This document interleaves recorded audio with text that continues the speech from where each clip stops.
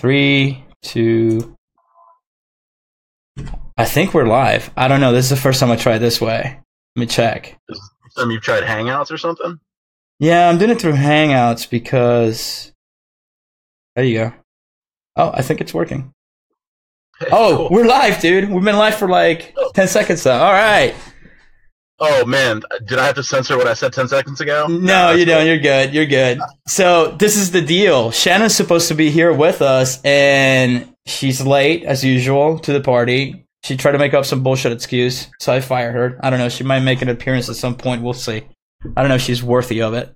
So we'll figure it out. But anyway, this is my friend David Slosar. We've known each other for a long time. He's coming in. We wanted to catch up. We always said it's like we want to do one together, so why not, man? Where do you want to start? It's been a while. I'd say, like all good stories, you have to start at the beginning, right? Right, so right. We can talk about the first time that we met because I've got some, hot sports opinions on how that meeting went down, and maybe you remember it a little bit different. So I'm kind of interested to see your take on it. So if you want to start off the first day that you met me and kind of like what were your impressions of the whole scene and all of that, and then we can kind of go from there. Oh, Jesus, man, you put me on the spot. I don't remember the first day we met. I remember working together and having a fucking blast daily, but I'm trying to go back to that first day. All right, so I'll fill in the gaps for you, right? All right, fill in the gaps, hold on. Because I know, you know why it's throwing me off? Because I remember going to training for like a month in corporate. Yeah. You know what I mean? Yeah. So it's like I'm trying to remember like the first day. I don't know. Yeah. So that's like what the crazy thing about when you go to training, right, with the company that we worked for, is you have this, like when you're working there, you have this, it's like gossip that like, hey, we're going to get a new kid. But you don't see them for like a month because they're gone to training. So everyone has the time to be like, dude, I bet this new kid's like XYZ or he's a piece of shit or whatever. Build up like this image of this person that you haven't even met yet. And you're just talking constant shit about them. So basically that's what we did before you showed up, right? Right. So, yeah, so remember, this is kind of like a tight-knit group at this one location that we were working out of. And they're telling, okay, there's going to be this kid coming in. And I remember my manager at the time, I was like all skeptical, like a sleazy salesperson. I'm like, fuck this guy already. I don't know who the fuck this guy is. And the guy's like, no, man, he's legit. He got a cool referral. He knows a whole bunch of IT people that work for the company. And I'm like, oh, yeah, because fucking IT people party, this guy's going to be a loser. I was like, no way. I'm going to kick his ass on the first day. So you finally show up, and I'm all, prejudiced, and I'm like, fuck this guy from the get-go. You show up, and I'm like, yep, I saw you. And I was like, exactly what I thought. This guy's a punk. I'm going to school him. We're definitely not going to be friends. This is somebody else coming here to take my sales from me. And I remember they stuck you. I think they stuck you, and you can correct me if I'm wrong. I think they stuck you right next to me at my workstation, right?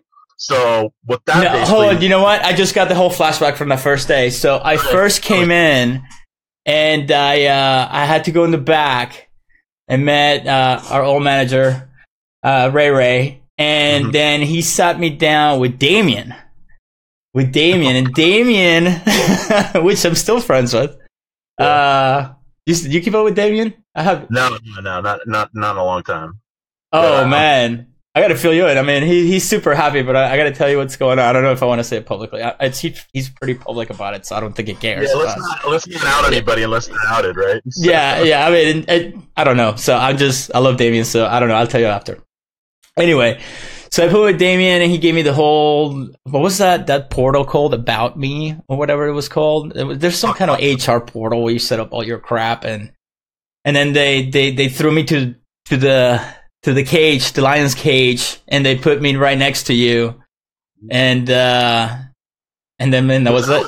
I was pissed about, by the way. So you don't really know, like, if you get sat next to somebody, well, you know now, if you get sat next to somebody, that's like, they basically assign you to be their mentor without actually asking if you want to fucking mentor them. So I'm like, yeah, and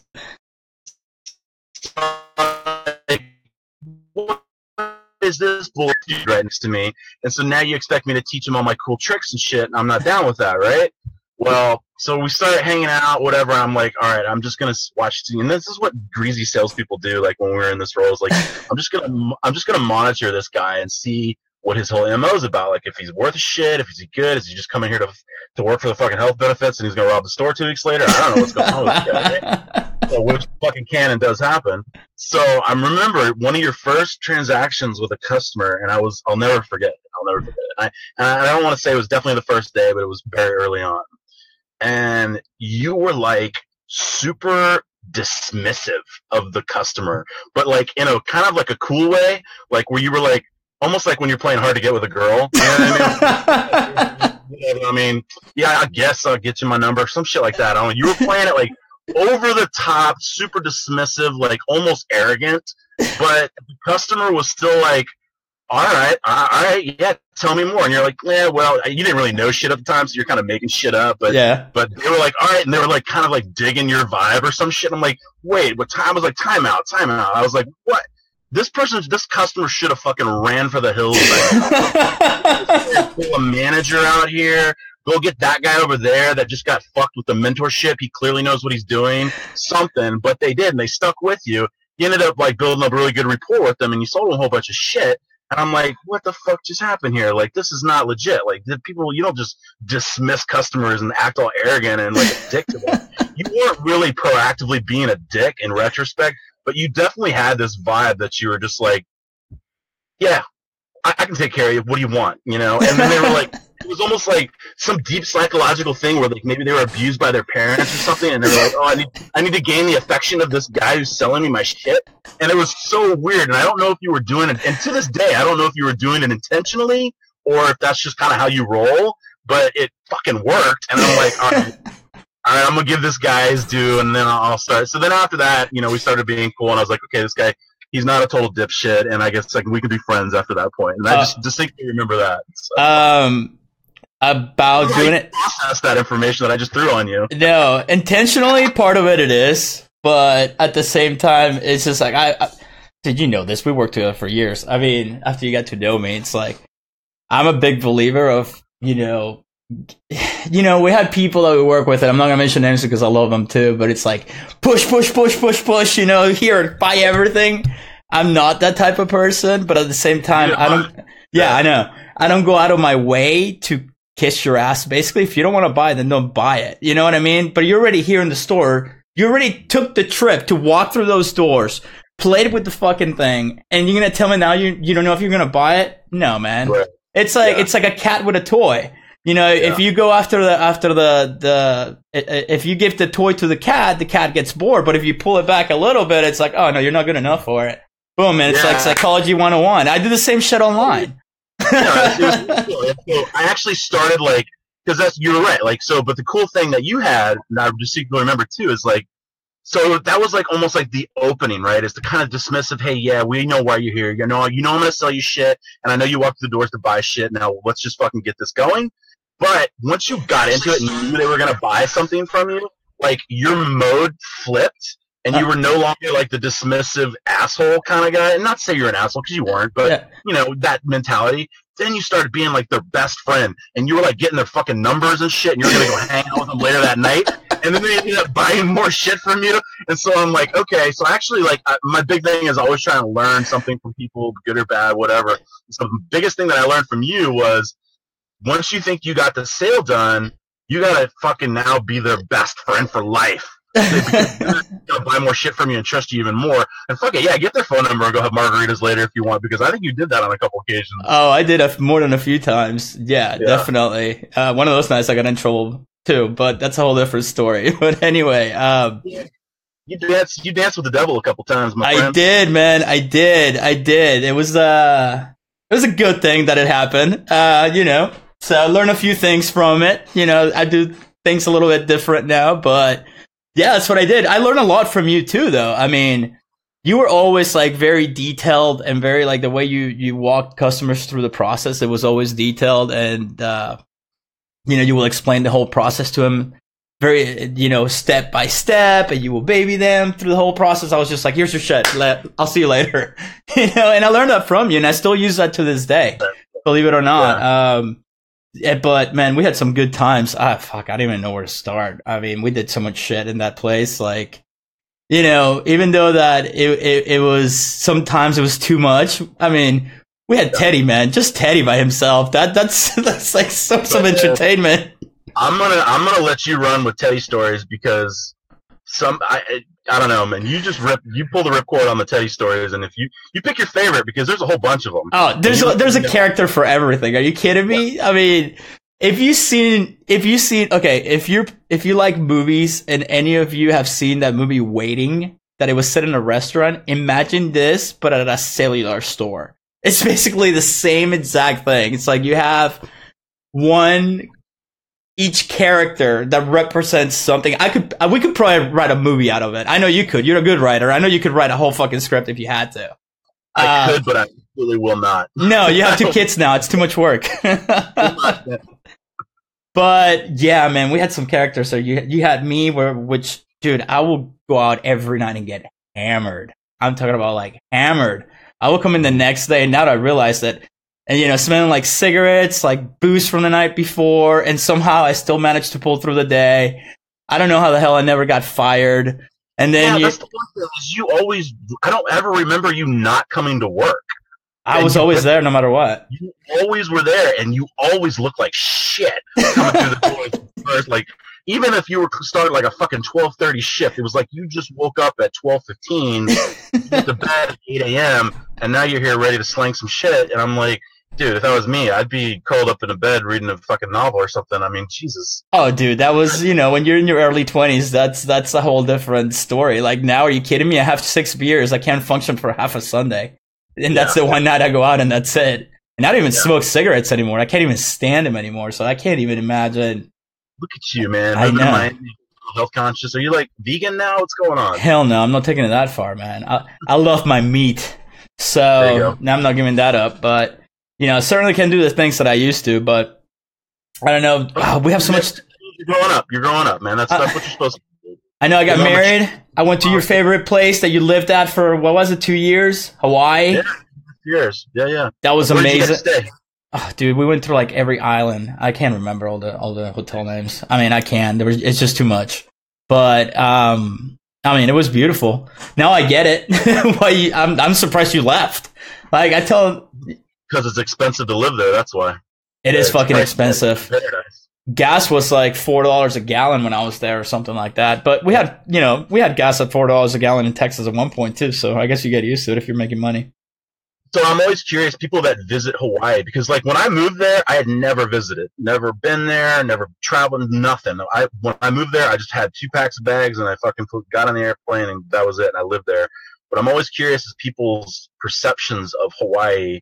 Like, what did they think of Hawaii? I know you're there on vacation, so it's a little bit different because it's a different culture. It's a different vibe there. Like, my biggest characterization of it is it's very much another country that happens to use U.S. currency. It's that different. I mean, what do you think? I agree. Like, okay, so this is what I expected of Hawaii. So at first I didn't want to go to Hawaii because I wanted to go outside the U.S. because I haven't been out of the U.S. in a while. And, and I couldn't because I'm in the middle of getting my citizenship and all that stuff, so I can't leave the country until that's done. So it's like, okay, well, she's like, the closest we're going to get to outside the country is Hawaii. She's never been either, so I was like, all right, I guess. Like, I'm going to be straight up honest with you. I wasn't even super excited about it because I'm like, fuck, we're leaving the beach to go to the beach. Right. It's like... Oh, yeah, that's right. I didn't even put 2 and 2 together. Yeah, you guys got the beach anytime you want it. Right. So my first impression was... It reminded me a lot of Venezuela, like the vegetation and some of the beaches and stuff like that. That's what it's like in Venezuela, like the size of the wave, to how crystal clear the water is. I'm trying to remember all the island names, but the biggest Hawaii, Maui, Big Island are the big ones. Okay, we went to all of those. Yeah, we went to all of them. So the only part we didn't go to was Honolulu. That's it. All the other ones we went to. The thing that blew my mind, well, first of all, let's talk about people. The people were amazing, man. It was just super chill, relaxed. No one has an attitude. And I'm not even talking about, like, of course everybody's going to kiss your ass at the resort and the hotel, especially where we were staying at because it was our honeymoon. But I'm talking about, like, when my wife and I would go on vacation, we don't like to do the touristy things. We try to find the local shit to do. You know what I mean? Like the local spots, the local things to do. Of course, you're in Hawaii, you got to do the touristy crap too. And I'm telling you, man, everywhere we went, even little holes in the walls in this, like, kind of like sketchy areas in Maui, people were just amazing, man. Everybody's just super chill. And it's just like aloha, you know. I don't know. They were super chill. I wish that mentality was down here when it comes to like living. It's like, you know, here we get all the assholes from up north, which I go to New York all the time, and people are nicer in New York than down here than the ones that come here. That makes no sense to me whatsoever. Texas, that's what I love about Texas. Texas, everybody from Texas, it's a different, everybody's so super nice, unless you go look out for douchebags in like Uptown or something, you know, at the bars or whatever. But for the most part, 90% of Texans are super nice people. And that's, I mean, I made some of my really good friends over there that I'm still with, and I go back just because I like it, you know, and I don't have to. And if Nicole wasn't stuck here, you know, doing her job, because of what she does, she can't just, you know, she will have to retake the bar and all that stuff again. I'm not gonna put her through that. I would probably go back to Dallas. Yeah, you can work anywhere. It's just, but now you got now you're married, so you got to look out for her too. So. Exactly, man. Shannon just hit me up. She's like, "Link me." I'm like, all right. You got to carry the conversation for a sec, man. I got to switch windows real quick, but I'm listening. So give me 1 sec. Go ahead. So I'll just fill you in. So like my whole thing with Hawaii was kind of unique, right? Because I moved there and I lived there and I didn't know shit about it. You're absolutely right. The people there are totally amazing. They're super welcoming. There's like, I can go on and on and on about stuff that they did for my girlfriend, now wife, girlfriend at the time, where she was basically homeless, and they took her in and gave her a car to use, you know, 'cause she was working out there, and they definitely give you the shirt off their back. So you never told me that story. So Faye went over there, and she went before you? Yeah. So what happened is Faye, my wife now, then girlfriend, so thankfully it worked out. She decided one day she wanted to go work in Hawaii, and I'm like, shit, if you find a job, I'll move there with you. So she found a job like 2 weeks later. They flew her out there and hired her and shit. And so I'm like, well, I can't break my lease yet, and I've got to fucking wrap up some shit with my job. Hers was so quick, I had to hang back for 3 months before I could go out there. So the whole time she's living out there, trying to set up a place, find a place for us to live, all that, she's telling me all these stories about how these people are just graciously helping her out. Like one person lent her their car for a week. I'm like, here, I don't need my car for a week. You can have it. Go do your shopping, find a place to live, all that. Another random person that worked in her office was like, I know how hard it is to move. You know what? I'll get my pickup truck and I'll help you move some furniture into your new house that you rented. Just like total strangers. She had never even had conversations with them until that day. And they'd be like, oh, you just moved here? What can I do to help you out? Like crazy stuff that you don't even, nobody's going to do shit like that. Like random people you meet. Like it's the last time you were at a job and you're telling them, oh yeah, I'm moving. And like, fuck man, let me help you out. That never happens, right? But in Hawaii, that's like a big deal. It's like real communal there. So they want to take care of each other. But it's difficult too, right? Because if you're not from there, you're not indigenous, you know, if you're not part of that scene, weren't born and raised there, you know, they very much view you with skeptical eyes because you're coming in there and you're crowding up their population. It's a finite amount of resources, and they know you're probably going to end up like what we did, is leaving after a couple of years. And so they're like, all right, they would much rather you be the tourist, come spend your money, contribute to the economy there, which is now tourism is their number one economy is tourism. It used to be fucking sugar, and now it's tourism. Right. And they want you to stay for 2 weeks and then leave. But once you're there, if you kind of prove yourself, and you're like, look, I'm not going anywhere, and I'm a cool person, then they really accept you into their homes there. But it was a really unique scene. I mean, it was definitely like it took me a long time to get adjusted to it. And you know, then trying to find a job out there is a whole nother beast. But you know what, man? I tell quote unquote kids this day, especially, you know, with all the digital media and all that stuff. I'm like, dude, you can work from anywhere, man. I mean, we got into a point where if you just got like a quarter of a brain and a little bit of drive and fucking, you know, forget about. This was my problem growing up, and I mean, in a way, it helped because, you know, I wanted to finer things in life, but at the same time, I did a lot of stupid shit. You know, when I met you is when I lost the company, when the economy crashed, and that's why I got the job where you were at. And you know, I was always after like I wanted a Mercedes, which I had. I wanted the big house. I wanted all that shit. And you know, I got all that crap early on when I was young. But if I could do it all over again, where I can work from anywhere like I do now, man, it's like forget about all the Instagram shit that you see all the time thrown in your face. Like I'm telling you right now, like 3/4 of that shit is all fake, rented just for the account to grow it. You know, travel, man. Go for the experience. I mean, I've lived, in multiple places around the world, and if I could do it again, I mean, if I wasn't with Nicole, I will probably be traveling the world right now with a laptop, to be honest, because I can work from anywhere. I know a lot of people, who do what I did, that do what I do. That's what they do. I mean, they get tired after, a while, and once you get to at a point where you're growing it, you have to stay in one place. But dude, if you're young, do it. It's so cool, Yeah, and I mean, I always would tell people too, because I'm 38, and I would tell people that are in their 20s also, and I'd say, man, slow it down. Don't speed it up. Like people that are really wanting to grow up and be established and all that stuff. Like, yeah, you can do that, but also to your point, go experience some stuff, because I'll tell you what, reality hits you pretty hard when you embed your roots somewhere. You start having children, and you start having to think about other things other than yourself. Like the time in your 20s and early 30s is the time to be selfish, to figure out what you want to do, travel, be a little bit reckless, be a little bit dumb, but trying to figure out a clear understanding of what your end goal is. Then, because once you start settling down, then it kind of makes it a little bit harder. But to your point, you've got jobs, and there are jobs now and professions where you can just be completely remote. It does get a little tricky when you start introducing children into that mix because of schools and stuff like that. Right. So again, it kind of still lends to that, where do it now, do it before you get too old and you look back and you regret it. So traveling is definitely one of them. So living in Hawaii was politically correct speaking, I should say the birth of my children was the best experience of my life. Bullshit. Living in Hawaii was the best experience of my life. Okay. People are driving people. Oh, the birth of my child was the most miraculous, best thing that ever happened. Yeah, you being a parent and raising a child, it will be the best thing you ever do. But it's not the best fucking thing that ever physically happened to you. Like the best thing that happened to you is having an aha moment that created a company, or some other real shit like that. The actual birth of your children, come on, like you were just in the fucking room. You didn't do any of the work, by the way, if you're a guy. Yeah, so, you didn't push it out. if you're a girl, you can say that. If you actually gave birth, you said that's your number one experience, dude, I'm on board because you did all the fucking work. Right. Dude, don't say that shit to me because you're lying, basically. That's definitely it, man. Definitely it. But all right, I know there was a bunch of stuff you also wanted to talk about. So Hawaii. I mean, if you haven't been to Hawaii, dude, go to Hawaii. I'd recommend it.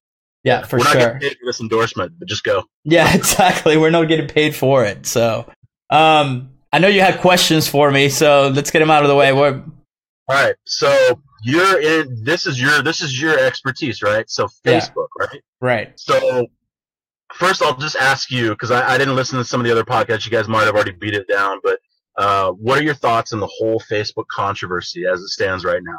And some more stuff is just coming out. Like I just saw an article that Zuckerberg where Facebook is now denying third-party application of sharing data. I mean, what are your thoughts on the whole thing? This is nothing new. It's nothing new. Right. I keep seeing everybody going #delete Facebook, and I keep seeing, oh my God, they have your call log. I'm like, really? Like, this is like, dude, even if you're not in my world, in the advertising marketing world side of things, where I have access to the back end with software and all that stuff, I mean, it's pretty fucking common sense that it's on your phone. Like, right. You didn't read the terms of service, just like no one does. Let's face it. Yeah. Everybody just hits yes. Down, you clicked it, and then they're basically telling you to kick rocks with your data. That's theirs now. So. Right. It's basically, the app is on your phone, and what did Google created their own operating system to keep track of everything that you're doing on that phone. They're blaming.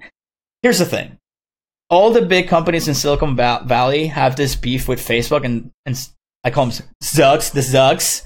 Because, dude, the guy built a fucking empire on his own. I mean, you look at what he built. Dude, Facebook started as a social media, quote-unquote, platform. And then he realized, like, holy shit, people are, like, giving me everything about themselves. And, the switch went off, and it's like, I can sell this data, or I can use it as an advantage. That's the other thing that people don't think. They don't think like I do now. It's like, once you're in this world, anything you look at it as data. So when I run a campaign, okay, let me see the data. And I can see, who's clicking on it? Males, 25 to 35. How much do they make a year? $50,000 to $75,000 a year. Where do they live? Dallas, Texas. What part of Dallas, Texas? Carlton and Louisville. Like, I can literally go that deep. I can see how many kids you got. I can see, if you use credit cards, if you use cash, how often do you buy stuff online? How often do you travel? And I'm just an advertiser. I don't even have access to everything. Okay. So when you're in the back end, this is the kind of stuff you can see. I can see what you're into. So every time you hit something like anything you do on Facebook, it's being recorded. Like if you're on desktop, it's being recorded at all times. I mean, I think the one that blew my mind not too long ago, and I think I posted something about it. It was like a month ago. Right. So certain advertisers have, access to a chat system that they have for advertisers only, where you have like quote unquote support. And then you also have a rep you can call. So I went on the chat support, and usually the chat support is like, okay, try this, try that, blah, blah, blah. And that's it. She goes, do you mind if we take over your desktop? And I go, sure. And I'm just waiting for the link to download the software to give them access to my desktop on my computer. Oh, fuck no, dude. She just took over the mouse on the spot. So you can do that with cell phones too. Huh? Say that again? You can do that with cell phones too. Like when people call into tech support, they'll be like, I got some crazy shit going on my phone. They'll be like, all right, hang on, I'm just going to hack into your phone. Right there while I'm on the phone with you. Boom, I'm now in the driver's seat. I didn't know that. Yeah. Yeah, so, absolutely. But the way that used to work, it's that they will send you a link, you download a software, and then it's like, do you give permission, yes or no? No, dude, she just took over like that. I was like, holy shit. Like people like my wife makes fun of me. Like when I'm not using my webcam, it's pointing towards the wall. It's not, just because anybody can watch what you're doing on your phone. Like, this. I don't have to explain this to you. I mean, OS, Apple, Google, dude, they're always listening. They're always listening. They know where you're going, what you're doing. All these apps are just data mining. Why do you think they're free? Because all that data is being sold. And believe it or not, Facebook sells data to Google. Google sells data to Facebook. They help each other out. It's like their own little fraternity. Yeah. And when this shit goes down, they just like to point the finger at Zuckerberg because he's the most fucking powerful one out of all of them. And he started Facebook, and he's the fucking CEO with the most shares. They can't fire him. Right. Like they did with Steve Jobs back in the day. And then Google, these two guys, whatever their names is, I forgot their names. They're fucking hard to pronounce, but Larry Gay and whatever. Yeah, Larry Gay and whatever. At this point, they're shareholders. I think one of them completely retired. And Google's a monster too. But somehow, Google just flies under the radar because people is like, well, if I search, I'm giving them the information. Well, when you're using Facebook, that's all you're doing. Why do you think those ads are so targeted? You're talking about football, and all of a sudden you're going to see an ad about football on your feed. It's because the microphone's listening. You don't believe? If you don't know how, go to your Messenger. Go to under settings, and you can turn the mic off. Yeah, so I basically had the same exact conversation. Everything that you're telling me, I think we're pretty much right on the same page. I had a conversation with somebody when all this stuff broke, and they were just like, they were playing it like, they were like, I can't believe this. Like, this is such an invasion of my privacy. And I said, well, wait a second. I said, Facebook is a for-profit company. Right. Okay. Where do you think they make their money? Oh, advertising. Okay. How do you think they advertise to you? They don't just throw fucking, travel to fucking Istanbul on your webpage when you're not a fucking international traveler. You've never traveled international. They're going to throw up fucking, here, buy this product because you fucking Google searched it, or you've liked somebody's page that fucking had the same product or some shit like that. I'm like, do you feel like that's an invasion of your privacy now? And they're like, well, yeah, a little bit. I'm like, well, then you can delete it. But you have to understand that you are agreeing to this you're getting a free product. It's a free product. You're not having to pay for this. They make their money from that. So, and then they started going down the rabbit hole where they're like, oh, well, the data was compromised. It was breached. I'm like, whoa. First of all, it wasn't breached. There was no data that was breached. Actually, there was. There's a way they did it. Yeah. So this is the way. So I want to say what I heard, and then you correct me, okay? Okay. So I heard that it was a third-party app. It was a personality quiz, right? Right. You voluntarily did that. When that personality quiz was uploaded, something like 50,000 people, right? Or something like that, or maybe more than that. Mm-hmm. At the time, they had the user settings set to where you could share that information with your friends on Facebook, or they could then collect that data information with your friends. But that was a default setting in Facebook already, right? Am I wrong? Or how was it breached? You tell me, because I could be wrong. This is what I understand it happened, because even though I kept up with it, I haven't gone that deep to see, because I'm just like, whatever, it's just another fucking, everybody freaking out. So the quiz. All right. So I'm going to give you some little digital marketing secrets.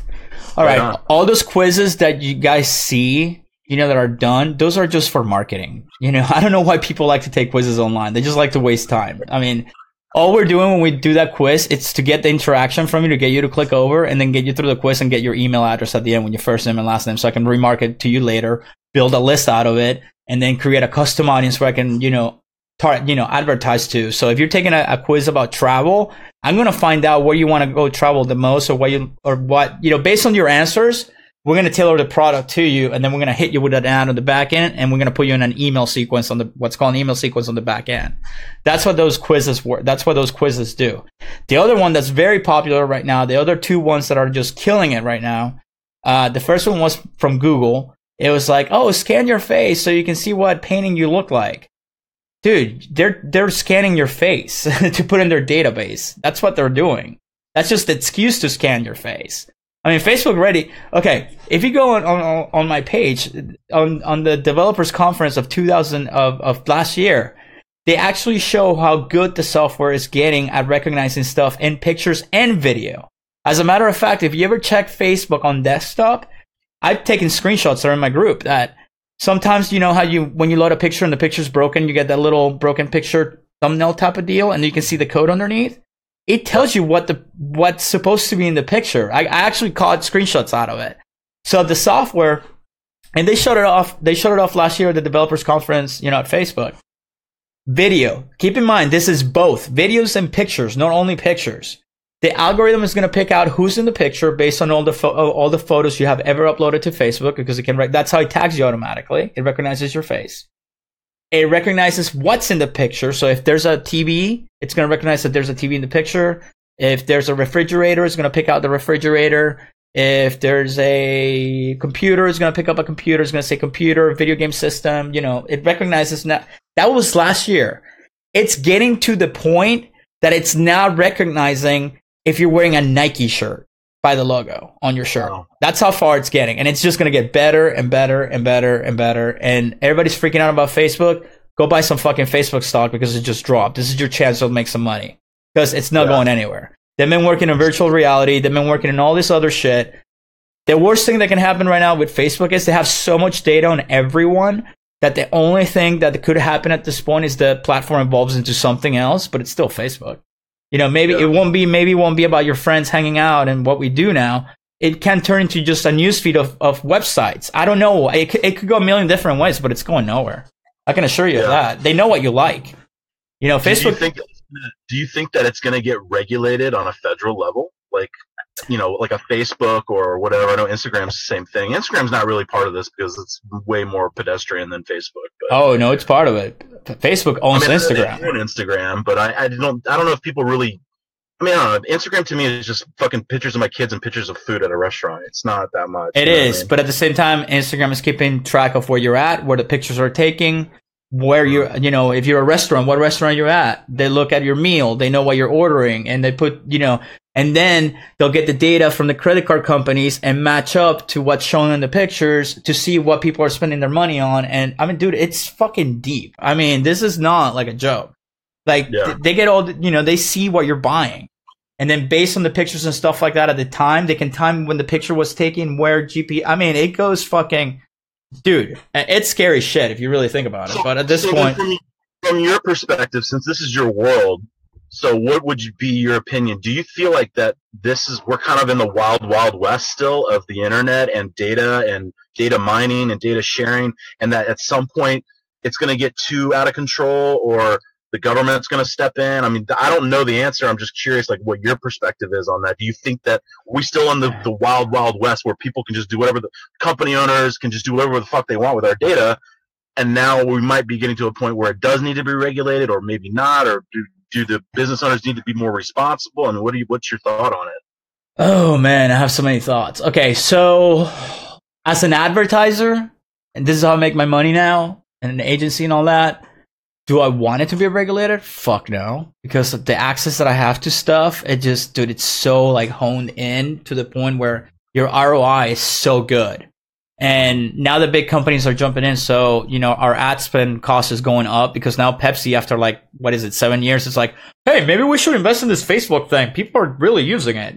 They're so late to the party. It's ridiculous. Yeah, grandpa. Yeah, exactly. So, as an advertiser, I would love it to stay the Wild Wild West. I mean, dude, I've been into technology for so long that, if I did something, we're all beyond fucked. I mean, I'm telling you, all of you are beyond fucked at this point with your phones.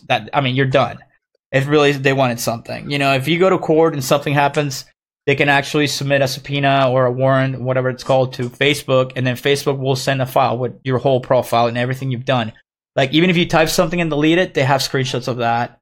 All that, it's key logged. So everything can become back. Messenger, WhatsApp, Instagram, all that stuff. So, even if you freak out at this point and delete it, you still, your phone's still tracking you. So as an advertiser, do I want it to stay this way? Fuck yeah, because I can get away with murder when it comes to data mining, right? As a consumer, and what's going to happen? It's going to be regulated. It has to be regulated. They did it in Europe already. So now what I'm wondering is, how far are they going to take the regulations? Okay, are they going to be okay, you can only see, let's make something clear. Still to this day on Facebook, you can't, when I'm advertising, I can't advertise you I could, because I'm just that good, but I think they changed the way. I can't even do that anymore, but fuck it, I'll tell you. So there was a way, okay, so when you advertise on Facebook, you can create what's called a custom audience, okay? A minimum custom audience size is 20 people, but you'll never, if I went to look at the audience, it doesn't tell you who is who. It's just the interest that they're into, because they want to keep your privacy. But if I really wanted to, I could create a custom audience by uploading an email list of 20 people. And if I wanted to get you just to fuck with you and just be like, Slosar, you're an idiot, and just show up in your feed as an ad telling you that, all I had to do was create 19 fake emails and then put your real one in there. And then I know nobody else is going to see the ad but you. So I can tell you to do whatever you want, whatever I want. I can be like, hey, David, man, I know you're into the Cowboys, man. You want to buy tickets for next week? I'll give you 50% off. Click right now. You'd be like, how the fuck did he know my name? Some random page. That will blow your mind, But that's the kind of shit you can get away with right now, or used to. I don't know. I'm sure they changed it already. I haven't done it in a while, but you're not going to be able to do that. Custom audiences, you're not going to be able to go that small. I'm sure they're going to already notice that a bunch of things disappear from the targeting options and the analytics. I used to be able to see, for example, a couple days ago, I could go look at what's called a pixel, which is what tracks all the information for the ad account. And I was able to see what pages the audience liked. So let's say, people in Fort Lauderdale like X restaurant.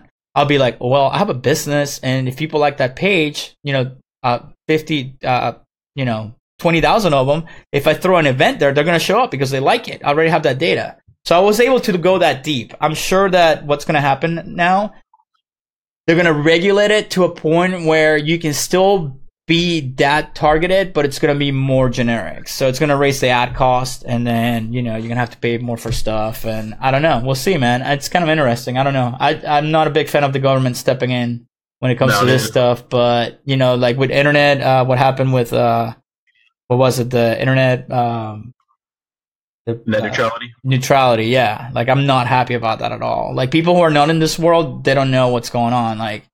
They're going to control your bandwidth. People that, like me, who started back in the day with a small website, where you're counting pennies and you only have $100, $200 a month to try to make it happen. That bandwidth, it's all you got, and your brains to get people to it. If now Verizon or AT&T or whatever, they can go, it's oh, you want fast traffic? You want more people to see your site? That's going to be an extra $500 a month. And guess who's going to, you got to pay to play, just like you do now. This is what I tell people. You want to fucking advertise online? You got to pay to play. Google's the most expensive one. Facebook is one of the cheapest ones. And that's going to change already. It's been changing for the past 5 years. And now it's going to be, now you're going to have to pay to play for bandwidth. So it's going to be like Netflix. Oh, Netflix? You got to pay more. Let's say David comes up with an idea for a new app, and it's this super crazy revolutionary thing that no one's has thought about, but you need to stream in order to make it work. You can do it from with what you got. You're gonna have to get an investor or something. You know what I mean? It's just like it's killing that, and I hate it. I really hate it, man. The internet, it was supposed to be this free for all thing, like, you know, bandwidth for everyone and all that, and it's like, dude, we work for a big corporation. You know how they fucking play their shit, you know? Yeah. Yeah, and I love the comments that, or the PR statements that a lot of these like Comcast and, you know, these big companies are saying like, oh, we're not gonna start charging you for going to certain websites or anything like that. They're so full of shit that it's almost unbearable to listen to. The just level of lying it's such an inevitability. It's what free markets do. It's what unregulated markets do. It's what for-profit major companies do. They maximize shareholder value. So now, if they're not regulated, they've got this, you know, ability to charge whatever they want for their bandwidth. And to be fair, they're putting up the infrastructure cost and the maintenance to build it. I get that part. But now they're going to monetize the fuck out of that. I mean, just forget about it. If you want to go to fucking Netflix, I mean, anything, and they could be like, they'll put packages together for you. Be like, oh, you want to go to these 15 websites? That's an extra $29.99 a month on top of your bundle. And they can legally do it now. It's already happening in Portugal. It's been going on in Portugal for a while. Like, they have, like, you know how you get you remember, like, you used to get the little pamphlet with the data plans and all that stuff? It's the same shit. Oh, okay, here's your deal. So what do you use the most? Oh, well, I use Facebook a lot and Instagram. Okay, well, this package, you can use Facebook, Instagram, and WhatsApp for $29.99. Oh, you want Netflix? Right. Then you gotta have this tier, which is another, you know, $80. It's like, it's, you know, dude, and who's the head of the FCC? He used to be one of fucking Verizon's lawyers. Like, come on. They downplayed that too. They were like, oh, no, he was just some low-level lackey attorney. I'm like, the fuck he was, man. He had his shit in some stuff. And how do you fucking think he got to the head of the FCC? He wasn't just nobody. Jesus Christ, that guy's got his finger in so many pots. Dude, come on. The guy's like super smart, and it's just, you know how that goes. It's all lobbying and money and all that stuff. It kind of sucks, you know. Hey man, it's capitalism at its finest, though. Sometimes it'll bite you in the ass. Yeah, if Shannon was here, her liberal side will be going crazy right now. I think she left us. She's fired. She's not on the show anymore. She's done, man. I'll be on next week in Shannon's. So what do you think? Fill me on some football, man. What's going on for this year? Dude, it's not football season. My brain is off football mode. I get so into it that it's like I can only invest a season's worth of mental, like, you know, observance to it. So we're in the off season. I'm done with it. I don't even think about it. I just power down and I try and get through life. But once fucking August 15th hits, when goddamn even spring their training camp start, I'm gonna be so wired in. It's just gonna be like, good Lord.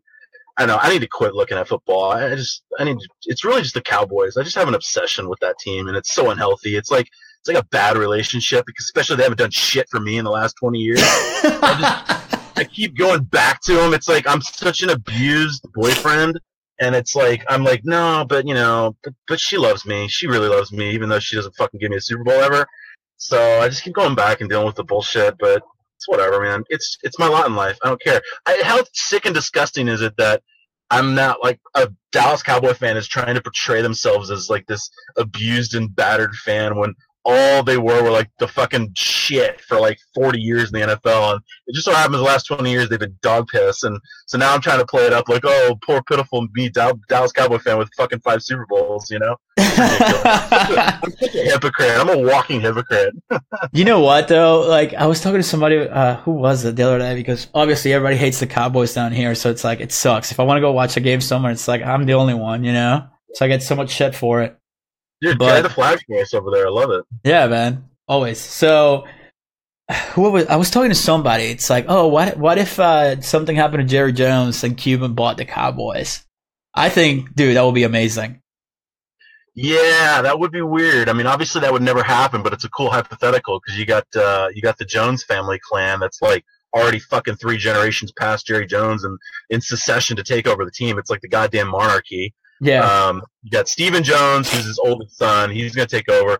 Then you got his grandkid, who's There's a couple of them, but the cream will rise to the top. The least dipshit of all the youngest grandkid Jones will probably take over after Steven does, and then they'll procreate, and it'll just be in the Jones family forever. But it's an interesting question because Cuban's the fucking shit, and he's awesome, and I think it would be very interesting if he owned 2 major sport franchises in the same town. But right now, he's got to get past this little. I don't know if this has been making national headlines, but in here it's big time where he got accused of fingering some girl at a bar. Did you hear about that? What? No. Did you hear about this shit? No, Okay. no. Fill me in. So what happened? Exclusive. This is an exclusive from Slosar. What happened? From North Texas Insider Cuban story, and it probably was like one of that 15th story down on like CNN where nobody fucking reads it, because it's not really popular. So he got accused back in like 2011 or 2012 at a bar of taking a picture with a fan at the bar. Some lady, some married lady, right? Uh-huh. And the husband was there too. It was a group of people. And he can't see his hand, right? But he's got his other hand around her. Anyway, she leaves and then tells her husband, Mark Cuban just fucking finger blasted me from the rear. And he's like, what? And so she filed a police report. This is back in 2011, and nobody heard about this until like 2 weeks ago. So the police report basically read exactly that, and they have the actual transcript of the detective on the case talking to Mark Cuban, and he's just incredulous. He's just like, first of all, logistically, that's impossible to get at that angle, and there's no way that I could do that. I mean, I don't want to get into gory details, but you're standing up and you're putting your arm around somebody, even if you put your hand down her back. That's a little weird. That's a little hard to pull that off. And then he's like, second of all, don't you think she would have slapped my dumb ass if I had done that? She didn't. And he's like, third of all, even if she had told her husband, which apparently she did right then and there, that wouldn't the husband come up to me and beat my ass or try to beat my ass? So it got crazy with the interview, and nothing ever happened from it because there wasn't enough evidence. But it was some gory-ass details in the interview, and it was pretty interesting. No, man, I didn't hear about that. Yeah. But, dude, when you have that much, I talked about this before in here. It's like when you have that much money, it's like people are just going to sue you or try to accuse you of shit just to get money. Like, especially a story like that. Are you going to tell me this happened publicly in front of her husband at a bar, standing up from, it's like, and no one's going to say shit? Come on, dude. You at least react to it. I'm sure you'll jump up a little bit if you feel something. Right. For sure. I don't know. I mean, Cubes is Cubes. I don't think he did it, but it's whatever, man. It's like, to your point, he's a fucking billionaire. He's in the spotlight. People are going to come at you and do some weird shit. But not to discount that shit like that happens. I'm sure it does. But it just, in this scenario, it sounded a little too like, what? Like, what's going on here? So, yeah. Logistically, anyway. I'm just thinking of the logistics of it. Like, I don't even think you can pull that off. Like, there's no way. The way it was described, I'm like, no, that's. I don't want to get too gross, but I'm like, I don't think he can pull that off the way they're talking about it. So. No, man, but dude, I'm just thinking about like what he did with the Mavericks. If he grabbed the Cowboys, I think he would take it to the next level, man. He would just like hire the best of the best and be like, grab the. He would do something for sure. I mean, there's no doubt that Jerry Jones hasn't done shit in the last 20 years. So I'm all for some radical shakeup. If it's Cuban, I'm on board, dude. I love the guy. I think he's pretty innovative, and I think he's he took a dog shit team that was like last place, perennial last place losers in the Mavericks, and then all of a sudden it seemed like overnight you had fucking sold out arenas even before they got good, sold out arenas, and he like made it like a big. He made it not just about the basketball game. He like created a culture around it and like an entertainment thing, which is what it is. It's just entertainment. It's like going to a movie. You know what I'm saying? Right. But less about the basketball stuff. And then after that, when he started getting people in the door, then he made it a priority to be the basketball. And like, now we got to get some actual talent in here and shit. And God bless them if they got Dirk Nowitzki. That was a fucking godsend.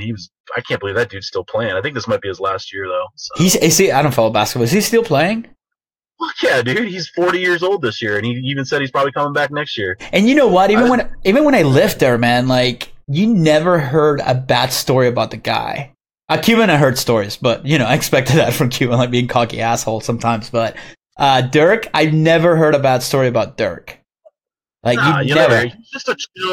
He's just a chill German dude that likes to drink beer, and he's got kids now. But even when he was single, you never heard anything bad about him. The worst thing you would see was like. Maybe a couple photos that some drunk frat kids took at him at a bar when he's hammered. That's the extent of it. Big deal. Like, you never had any controversy. No, He's a good guy too. I've met him. He's actually really nice. So you met him? Really, really nice. Yeah, I met him once. My buddy of mine has suite tickets, and he was injured, so he wasn't playing. Oh no, it wasn't the Mav game. It was some other game, and he was in a suite next to the couple suites down from my buddy's suite, and he was walking in the little walkway going to the suite, and I was just popped out of the suite, and I just hey, shook your hand, man, love you, man. He's like, oh, cool, man. He was on his way. So when I say I met him, I shook his hand, and he said, hey, what's up, and that was the extent of it. So we're not fucking it counts. That counts. Yeah. So That's like awesome. we're fucking texting each other all the time. No. So, but yeah, my buddy who has the suite, he actually had a dinner with him for a charity. They bid up on a charity auction to have dinner with Dirk, and he went and fucking had dinner with Dirk Nowitzki and like sat down and had a full on like 2-hour meal with him. And he's like, the dude's fucking totally down to earth and chill and nice and smart and just a cool guy. So I wouldn't expect anything otherwise, So. Yeah, I mean, he's one of those guys that, like, again, you don't hear anything bad about him, and he just seems super chill. Like, I would love to meet him and stuff like that. That would be great, man. But, dude, we've been going for over an hour. So, I know you have to go, and I have to cut it short, too. Because we have to wrap it up. Pop on, but that's cool. Yeah, Shanon never popped on. We used a shitty platform, and she backstabbed me again. She didn't come on the shitty platform that I set up just for her to hop on at the same time. But that's all right. I'll get her back. But dude, we got to do it again. We'll plan it again. Shanon was supposed to be here, but she got held up at something. I don't know. I'm not gonna make it public. Yeah, this was just like the intro one, man. The next one we do way down the line, I'll have way more salacious bullshit and scandal stuff for you. Yeah, we'll do it. Mostly not you. No, I'm just.